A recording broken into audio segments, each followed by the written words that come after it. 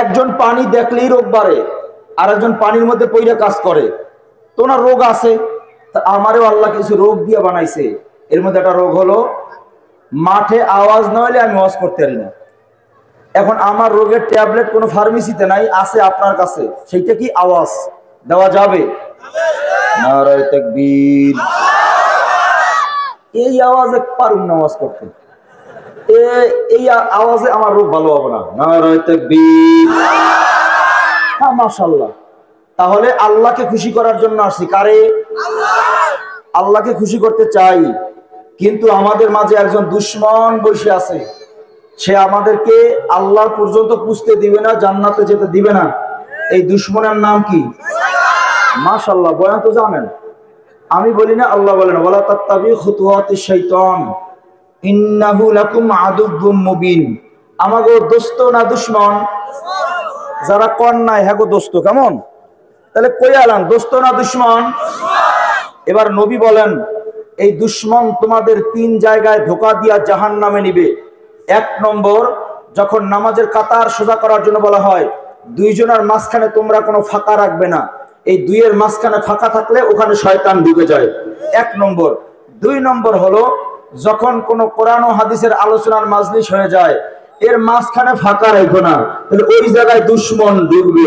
এবার যদি কেউ দুশমন হয়, সে ফাঁকা পূরণ করবে। আমি কেউ কমু না যে আপনি আগান পাশান, এইটা বলার আমার দরকার নাই, আপনিও বললেন না।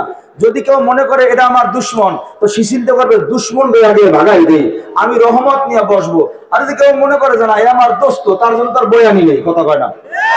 আবার প্রশ্ন করি, শয়তান আমাকে দোস্ত না দুশমন? তাহলে যার সামনে ফাঁকা আছে আপনি হিসাব করেন, আমি আমার দুশমনদের উঠাবো না বসাবো? যদি আমি প্রথমেই আমল করতে পারি, আল্লাহ এই আমলের বরকতে আমাকে মাফ করে দিবেন। আমি মুসাফির হালাতে দোয়া করি, আল্লাহ পেছন দিক থেকে যারা সামনে আসতেছে তাদের পেছনের সব গুনাহ মাফ করে দেন। এবার দেখি পিছনের গুনাহ কারা মাফ করাইতে চায়। আমি দোয়া করি আল্লাহর কাছে, আল্লাহ পেছন থেকে যারা সামনে আসতেছে সবার পেছনের গুনাহগুলো মাফ করে দেন। নারায়ে তাকবীর। মাশাআল্লাহ, তো পারেন, কি কয় পারেন না? আলহামদুলিল্লাহ। 3 নম্বরে নবী বলেন এক জায়গায় ধোঁকা দিবে। 3 নম্বর কথা, ওটা ভেজাইলে কথা তো থাক, পাওয়ার দরকার নেই, না বলার দরকার নেই, থাক বলবো।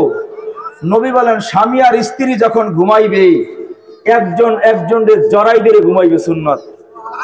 ওমা সুবহানাল্লাহ, পকেটে বেরিয়ে দিছে, আরো জোরে কোন। যেই ঘরের ভিতরে স্বামী স্ত্রী আলাদা ঘুমায়, আলাদা দিকে তাকায় ঘুমায়, ওই ঘরের মধ্যে অশান্তি বেশি। এরা কইলেও ঠিক, না কইলেও ঠিক, আস্তে কইলে ঠিক, জোরে কইলে ঠিক। জোরে বলেন, কথা ঠিক না বা ঠিক? আলহামদুলিল্লাহ। তাহলে বয়ান মোটামুটি বুঝাইতে পারছি। আমরা আসছি আল্লাহকে খুশি করার জন্য, কোনোভাবেই যেন শয়তান খুশি না হয়। আল্লাহ আমাদের এই কথাগুলোর উপরে আমল করার তৌফিক দান করেন।